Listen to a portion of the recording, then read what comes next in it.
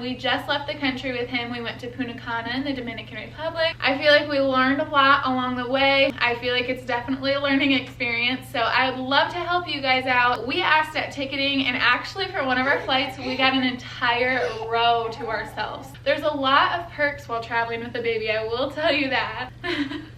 He's so hyper right now, sorry. I mean, he handled it like a champ. We did have a little turbulence in the beginning, pun intended. So my next tip is something that we didn't actually do, but it would have been a great idea had I thought about it before we left. So my next tip is to take priority boarding or family lines anywhere they're possible, like through security or customs. Everyone talks about traveling with a baby like it's so hard, but there are a lot of perks as well. That's definitely a lifesaver when you're on the go. So our next tip is something that we had to learn the hard way, and I'm really still salty about it, and I'm really bummed we had to get a car seat and stroller ruined to learn that lesson, but I'm glad I can tell you guys.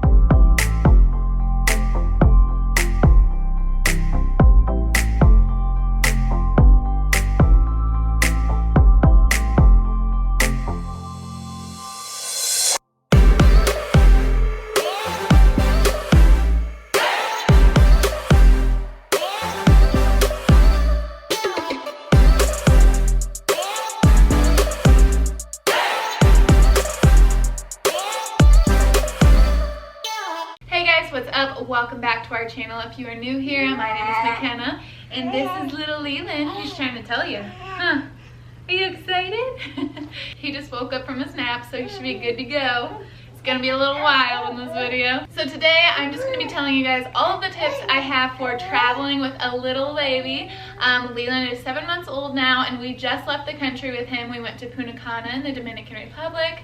So we had 4 flights total. We had a connecting flight down in Charlotte, and then we flew the rest of the way to Punta Cana, and same thing on the way back. So even though we've only flown with him technically like for one trip, it was 4 different flights. So I feel like we learned a lot along the way, and just leaving the country with a little baby, I feel like it's definitely a learning experience. So I would love to help you guys out if you are leaving the country with your little baby or just traveling somewhere in general. But without further ado, let's go ahead and get started. Alright, so my first tip is going to be to request seats together at ticketing. Usually when you book your flights online, you can't really, I mean, you can pick which seats you sit in if you wanted to pay extra, but we never do that. We just kind of wait till we get to the airport and get there early, and then usually your tickets are together. But with a baby, you are usually not the first ones there. So your seats might not be together, but if you tell them at ticketing, you know, like, hey, we're traveling with a baby, like, we would love to have seats together. They usually do some shuffling around for you to get you put together, and if not, they tell you that when you get on the flight that a flight attendant will ask a couple people to move, or if you see an empty seat next to each other, that kind of thing, then you can go ahead and swap in. But we asked at ticketing, and actually for one of our flights, we got an entire row to ourselves. So that was phenomenal. We got to sit, I mean, it was in the back of the plane, but hey, like, we got a whole row to ourselves. We didn't pay for the extra seat, but we got to use it the whole time, and it was just nice to have that extra space for Leland, for him to be able to like play, and it was great. We loved it. Jacob took a nap, of course, but yeah, it was literally amazing to have that extra space rather than being smashed in a little row with 2 other people who you don't know, maybe, because there was a couple flights where Jacob and I's seats were not together, but they ended up swapping them for us since we had a baby. So there's a lot of perks while traveling with a baby, I will tell you that. Also, for longer flights, there are bassinets available, so we obviously didn't need that. If you ask your flight attendant, then she'll be able to tell you if they have bassinets or not available, but especially like an overseas flight, that would be amazing. Tell him, Leland.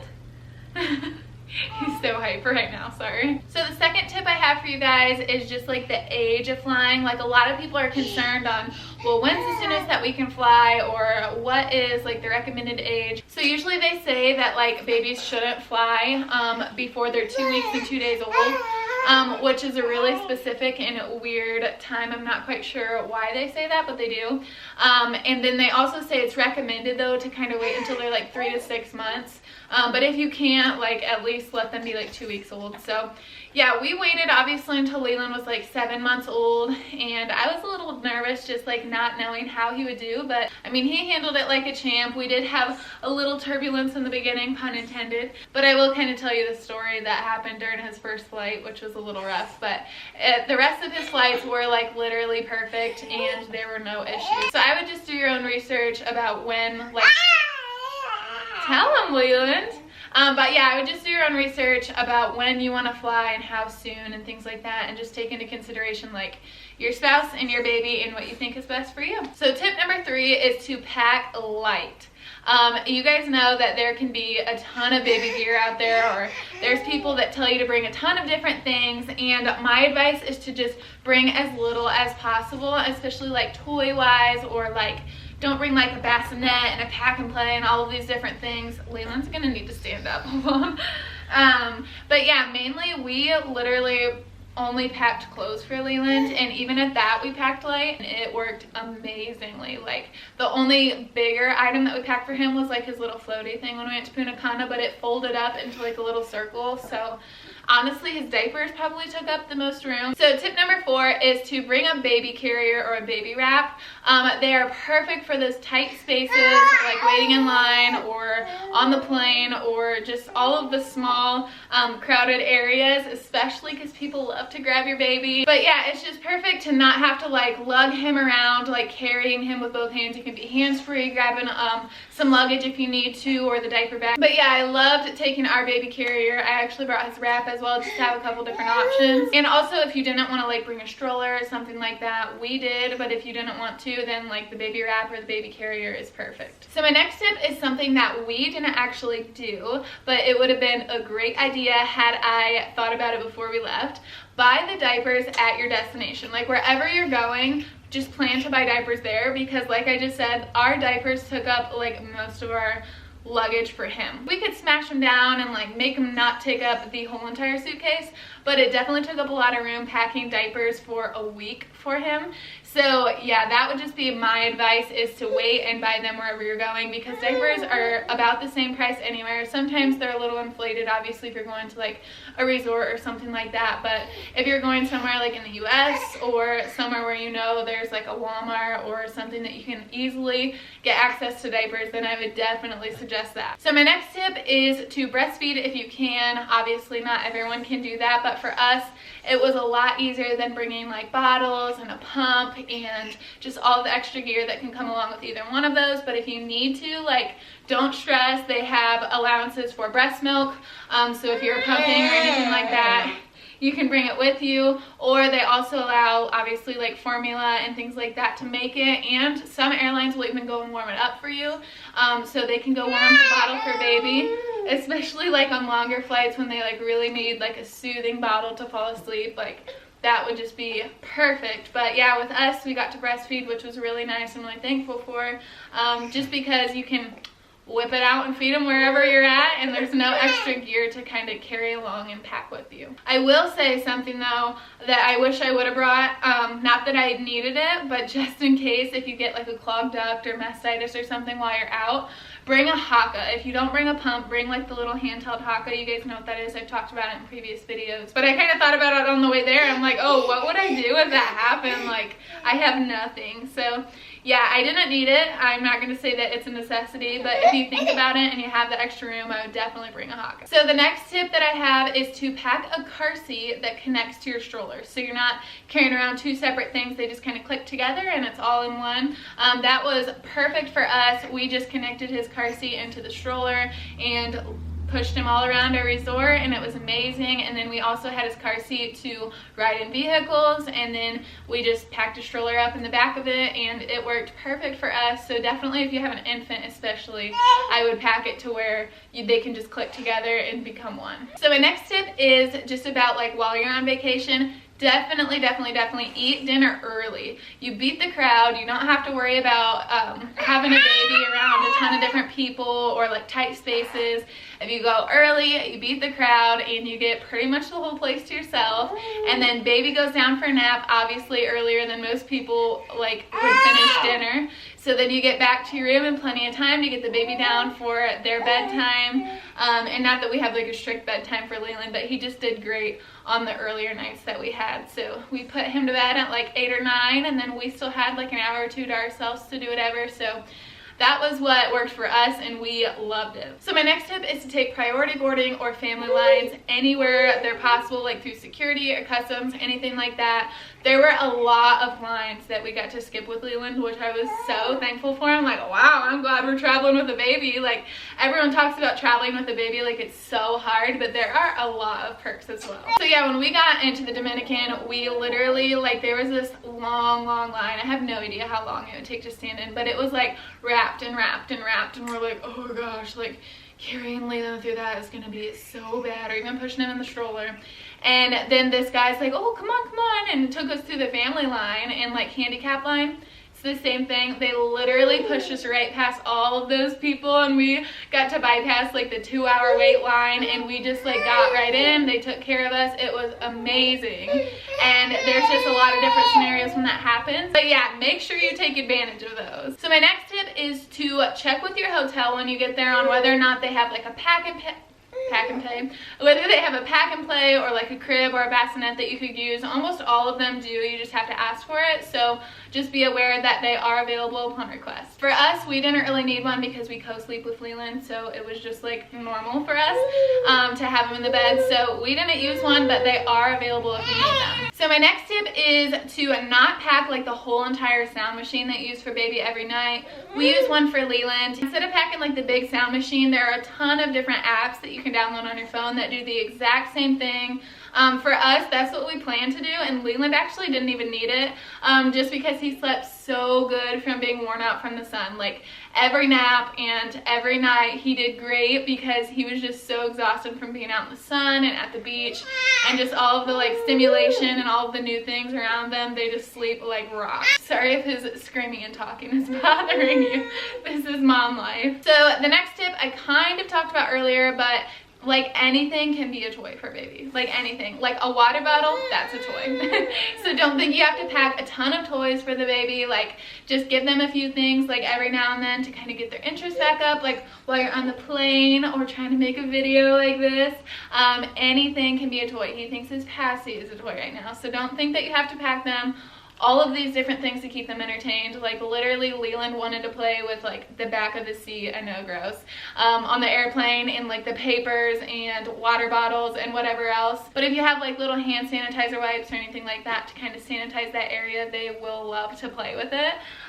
So yeah, just kind of keep that in mind. So the next tip is to get baby their passport as well. Oh, okay, Leland's gonna stand up. He's getting grumpy.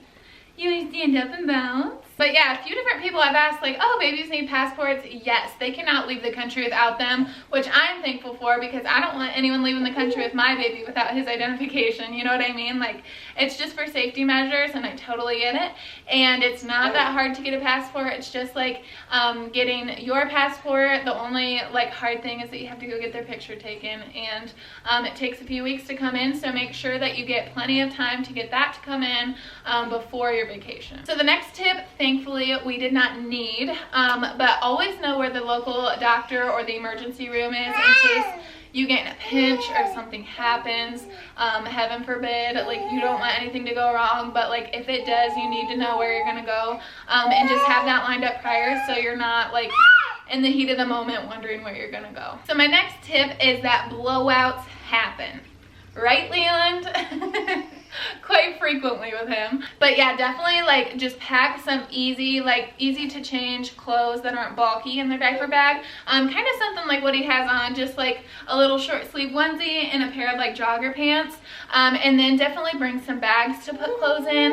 That was a lifesaver with him when he had a couple blowouts recently. We just put him in the bag and put him in the diaper bag, and they don't smell, nothing like that. You could pack plastic bags if you wanted to, but we have the little like Arm & Hammer roll that you can put diapers in when you're out and about.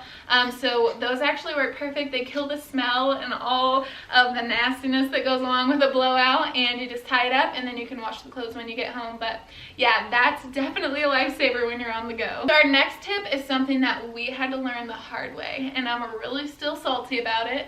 But never check your luggage, or check your stroller and car seat at the terminal luggage thing. Like when you check in your luggage, like don't send your car seat and stroller there. Like I thought that we were like beating the system. I had done some research before we went, and like people said, oh yeah, just like baby wear all through the airport, like don't worry about taking your stroller and stuff with you. And that is a lie, let me tell you, because it's so much easier to push a baby in a stroller first off than baby wearing, even though I love baby wearing. Okay, I sat Leland down next to me. We'll see how long it lasts. He just wanted to play, so I gave him a couple of toys. But anyway, yeah, we checked our car seat and our stroller at like the terminal check-in where you do your luggage and everything like that.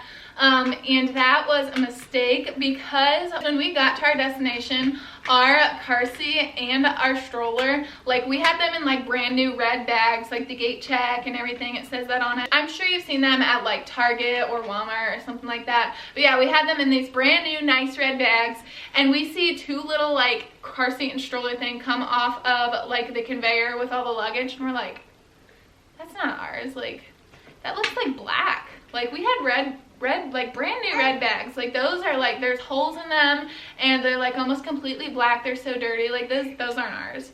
And it gets closer and I'm like, those are our bags. Like, oh my goodness. And they were just like beat up. And when we got his car seat and his stroller out, thankfully it was after vacation was already over. It was actually when we landed back in Ohio.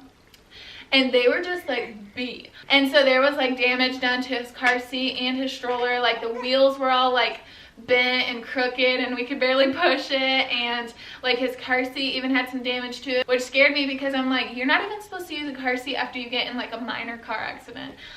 So we had to go down after landing. Our flight didn't even land until like 10 or 11 p.m. and I'm like, oh, I do not want to do this right now. So we had to go down and make a claim, and like they're gonna take care of it and everything, but it's a hassle and it's a pain in the butt. So what happens, I guess, is that whatever is checked like at the terminal luggage check-in, that obviously all goes like on the bottom of the plane. And what had happened, I think, is that our car seat and our stroller got stuck in like the conveyor, and so they were just constantly like getting rolled on over like everything. So everything was just piling on them and they were just stuck in there, and like they just got beat up so bad. And like I said, like they're gonna take care of it, but at the same time, like it's a hassle. So I would definitely recommend take your car seat and stroller all the way to the gate check, like right before you're getting on the plane. And they'll sit it like right on top of everyone's luggage, like right on the tip top of all the bags, so it's not gonna get beat up. And when you land at your destination, get off the plane, that's like the first thing that they'll get out for you is your car seat and stroller. So that's what we will be doing from now on, and I'm really bummed we had to get a car seat and stroller ruined to learn that lesson. But I'm glad I can tell you guys. So always check your car seat and stroller at the gate check. So my next tip is that easy flights are worth the money. If you have the money, definitely do it. Fly first class if you can. We didn't have the money to do that, so we didn't, but let me just tell you, walking by those seats, I was so envious. I'm like, man, why didn't we do that? Like, it would have been so worth it because there's so much room, it's so much bigger, so much better for babies.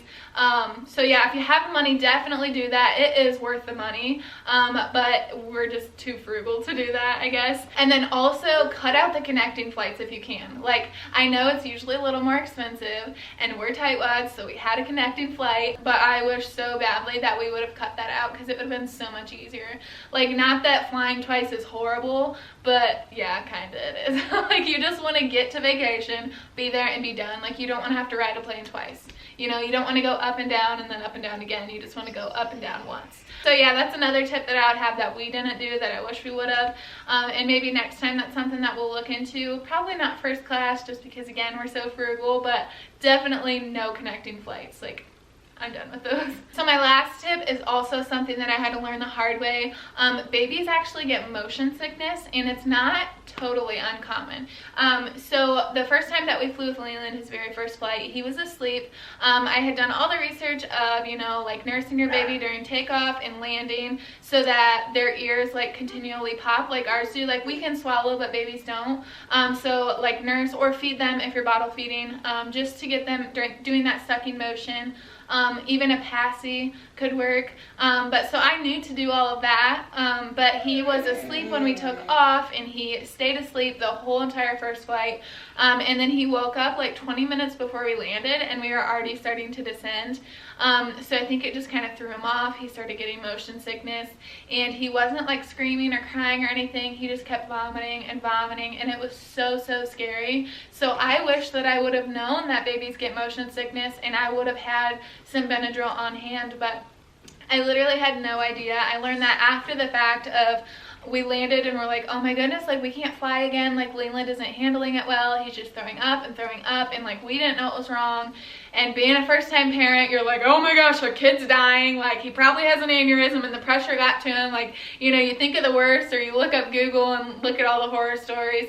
But yeah, so we actually had like an EMT come and look at him, because we looked for like a little nurse's station at the airport and they didn't have one, but they're like, oh, we could send like an EMT over.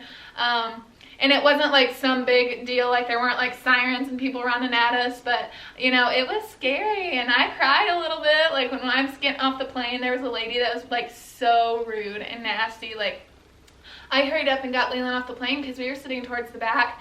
So as soon as we landed, I'm like, excuse me, sorry, like I'm taking Leland up front, and I'm already scared because he had vomited like 15 to 20 times on the plane, and I was just, my anxiety was so high, and I'm like, he just needs to get off of here, like he just needs some fresh air, like I don't know what's wrong with him, but I just need to get him off this plane. And I get to like 5 rows from the front, and there's this like middle-aged older woman, and she was so sassy, I don't even think I can impersonate her right, but she was like, no, I don't think so, I have a connecting flight to get to. And I was just like, I have a sick baby. I started crying, and this guy in the row in front of her, he's like, you have a sick baby, like let me help you, like she has a sick baby, move. And I'm just like, oh, I feel like this is such like a scene, and I'm not about that.